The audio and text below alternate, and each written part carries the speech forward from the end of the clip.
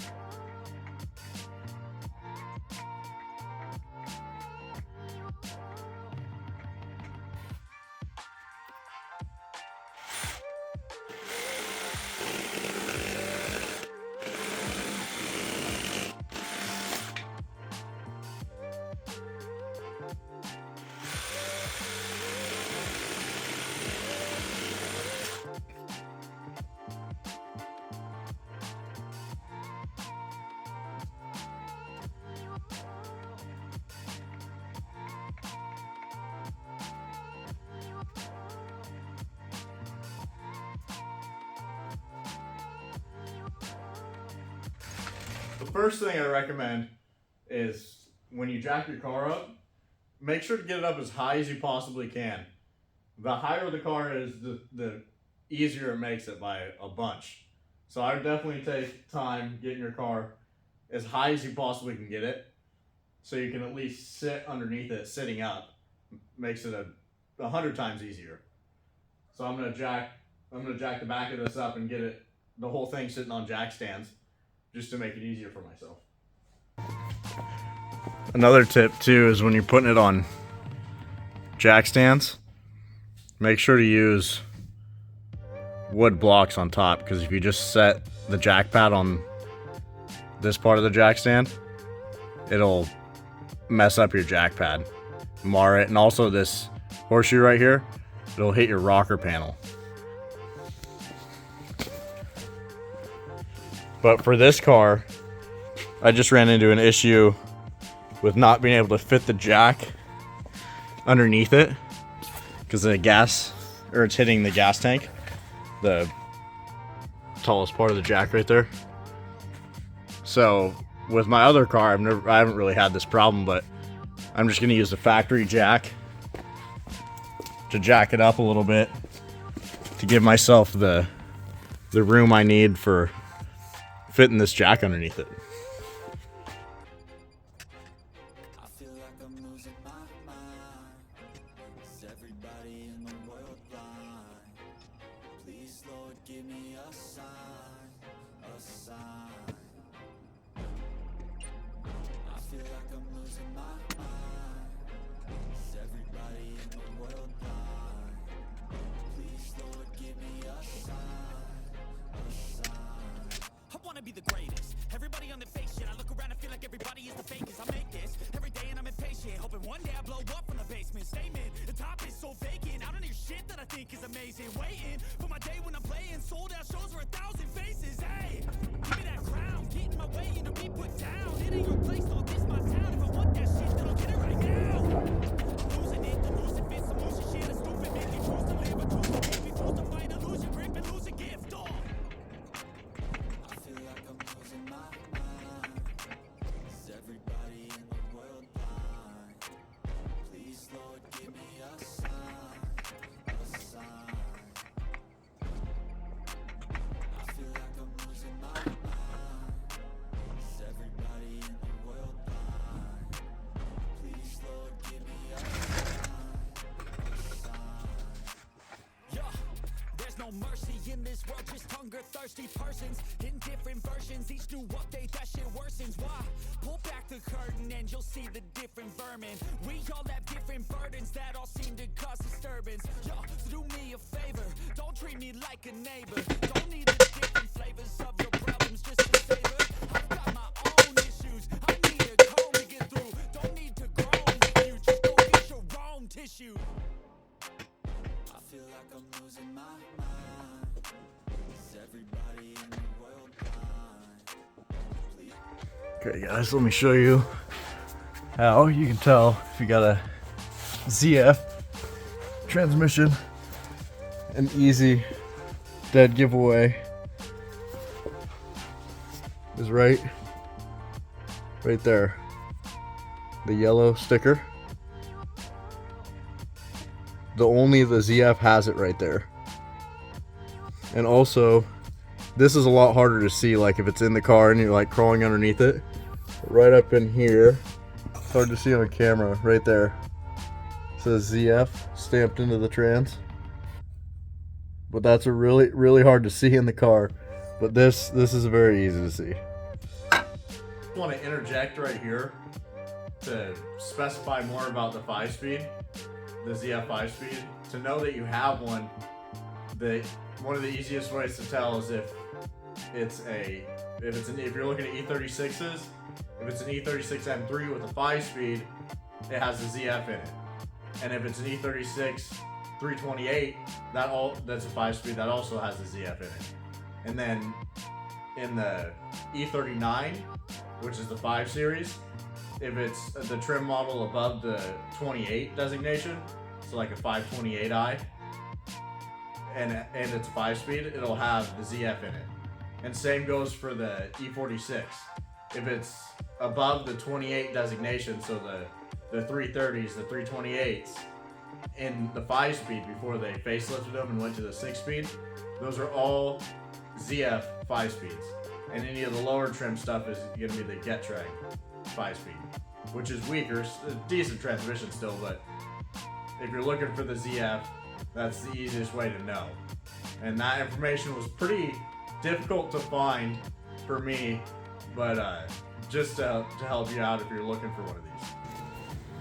So first thing we're going to do is take this bolt out. There's a nut on the backside right here. And these are 13 millimeter. And then we're gonna grab the jack. We're gonna put it under the trans mount. And we're gonna take these two bolts out. And then we're gonna take these two bolts out, which are all also 13 millimeter. And we're gonna lower the transmission down the back side of it so you can reach extensions all the way up over the top to get to the two top bell housing bolts up there. Those are the hardest ones to get to.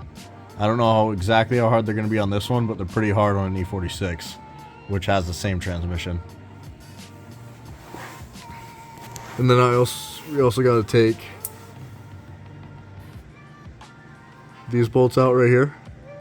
This one right up there, and that one. And they're also through bolts, and they're 18 millimeter. And that's a Guibo, if anybody is wondering. It's to reduce drivetrain shock, like if you dump the clutch, so it doesn't shock the rear diff as much. It makes it easier on the car. It's a pretty good idea, I think. And then I got to take this off, which these are also 13 millimeter. This isn't necessary, it's just going to make it easier. And then I'm going to show you the bolts you can see from down here. Got to take that one off, which is an E10. Also another E10 right in here. It's an E12. Another E10 right there. And an E12 up there. And that's all you can see from down here. Now you can see that other one. There's another E12 right above it.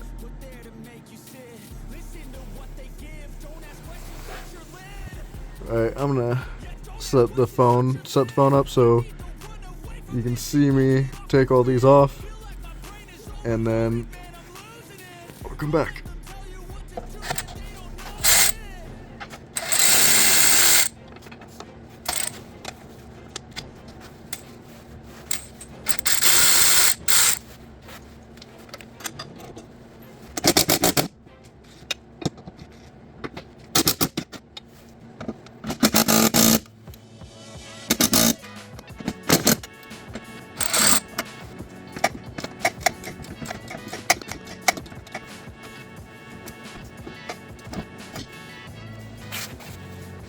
Just save yourself all the trouble of trying to use power tools like I just did, and just use a normal ratchet with a shallow socket.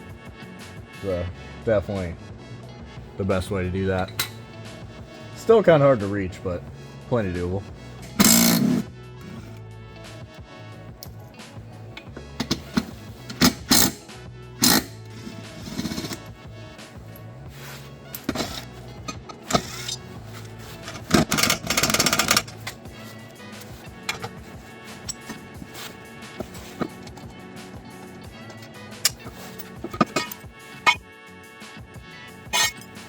I would be being a little more careful with like taking these bolts out and everything, but I'm not ever putting this back in.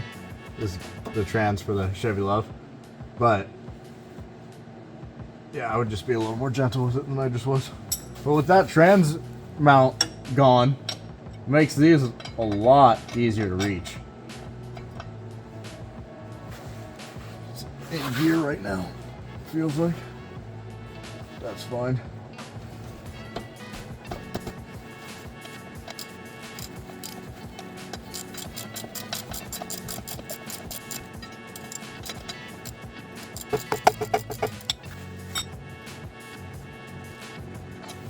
On an E46, if you're doing a transmission on one, you can actually reach around the trans mount with the wrench, and you can get it on the back of these.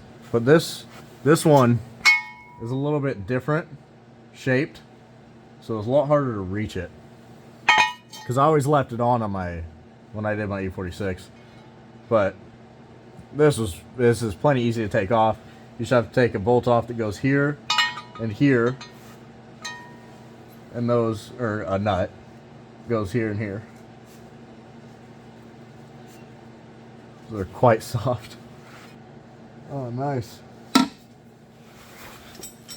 I don't know if you can see this, but this is a linkage arm for the shifter, and the guy who put this back together, because this clutch was just done before I bought the car, but he didn't even put the clip back on this, so this just fell right out when I put it in neutral. Here's a clip for it right here. It fell down a second ago. This clip's supposed to be on the end of this right here. It's all tweaked and bent from the guy trying to get it off.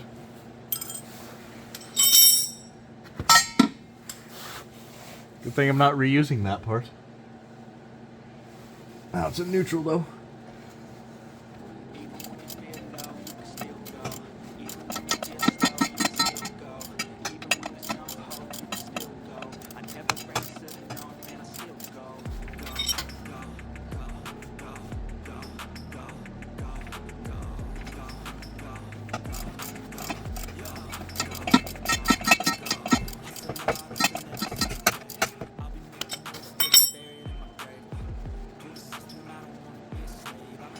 Okay, I'll be right back.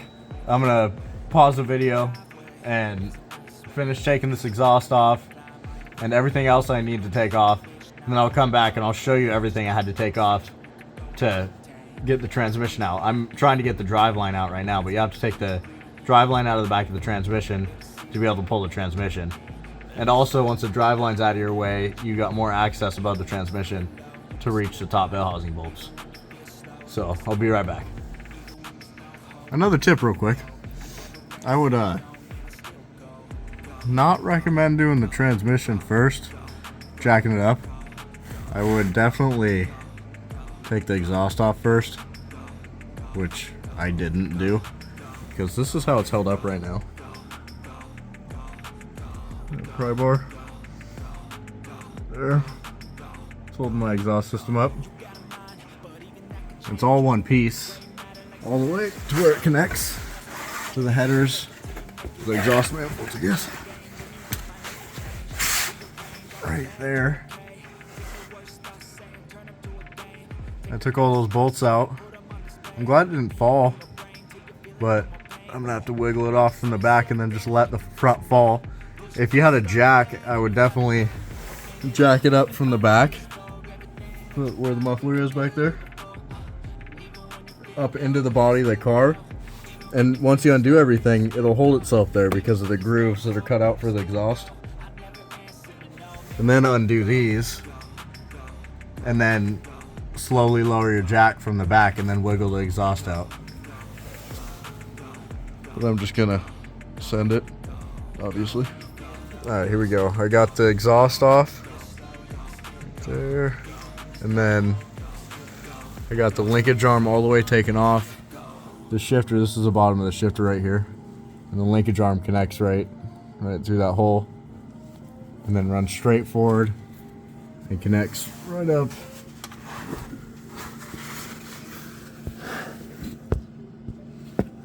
Right to that round piece right there. There's a hole through it. And that's how it shifts right there. See the hole in it right there? That's where your link arm feeds through. And then right there, that little clip up there, right there. See how it's flipped up? I already flipped it up, but that snaps down in place. And then you have to get a screwdriver right here, pry up on it, and it flips up. And once you have it flipped up, you can get this place. You can pull this out here. So you fold it up like that all the way. And you grab it. There. That's a good angle of it. You pull it out, but see how it rotates down like that?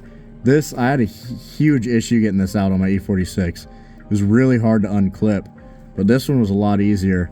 I just used a big screwdriver, pried against here, and flipped it up.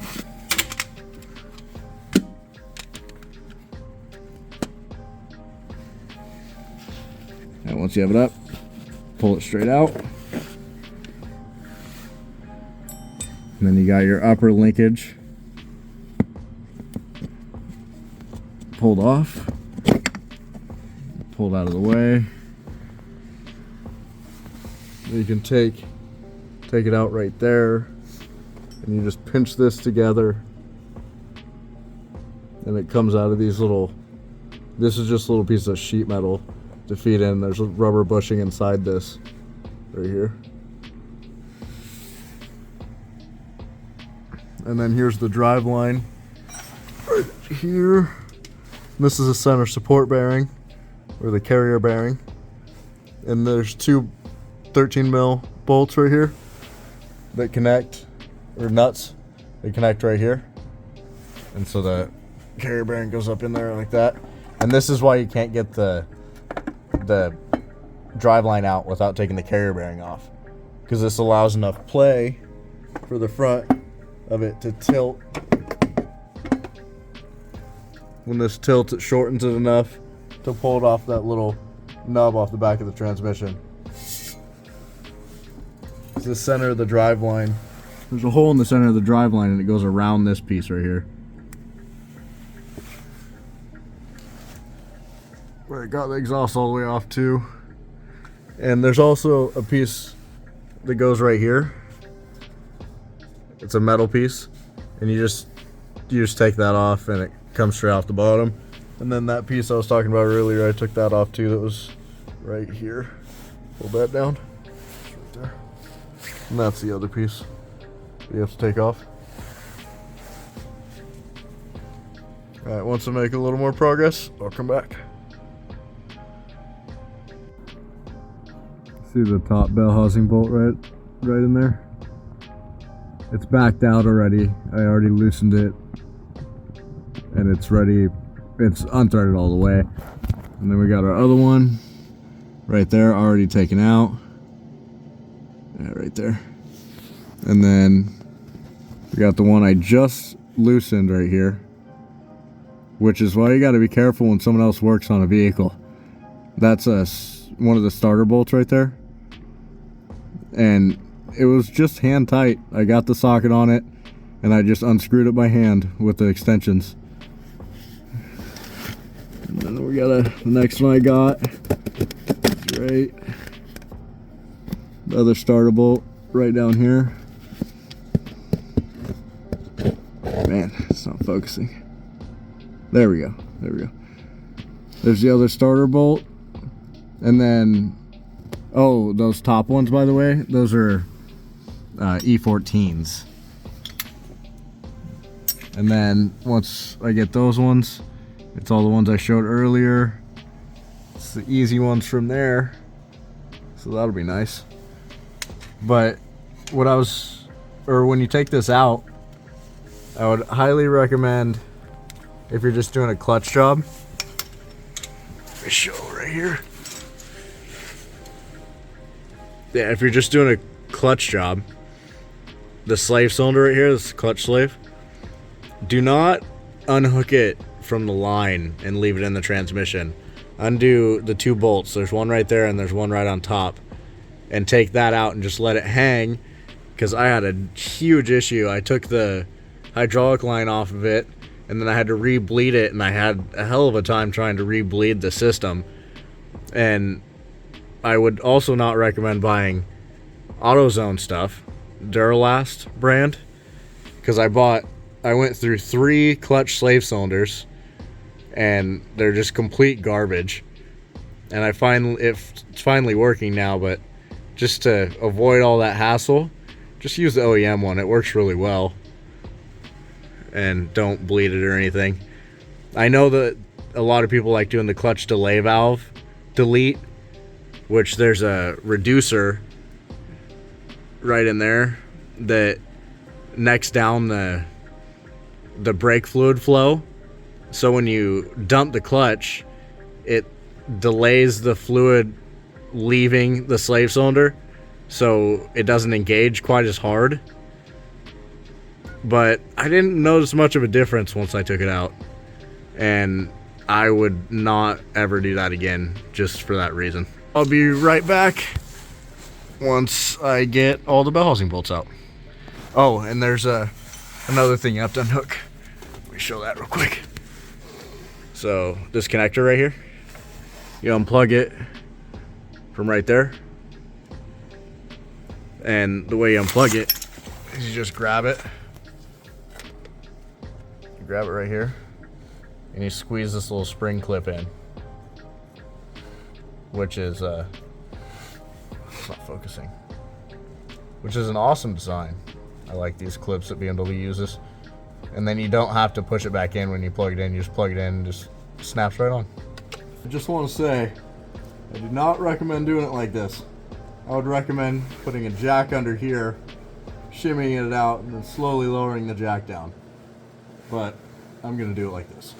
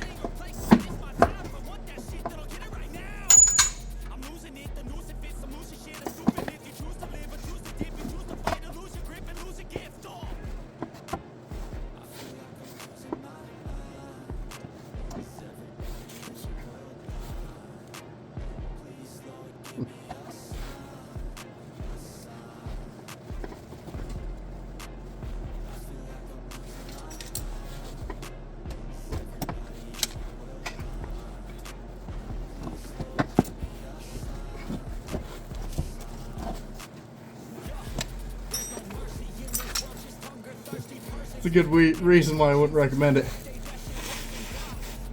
Forgot to pull the slave cylinder off. That was foolish. It's a good thing this isn't a very heavy transmission.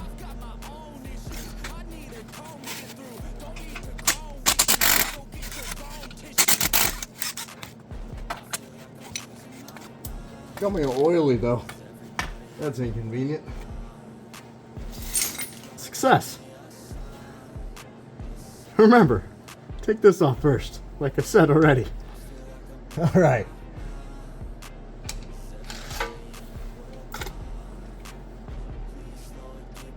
It's out now. Looks good though. As I was editing the video about pulling this transmission out of the BMW 528i, I realized I didn't do a proper outro, so this is going to be the outro of that, and I hope you guys enjoyed watching the how-to video on how to pull the ZF transmission out of that car, and this is a little sneak peek on what's coming on the next episode of the Chevy Love Build series, and I hope you guys enjoyed watching this one.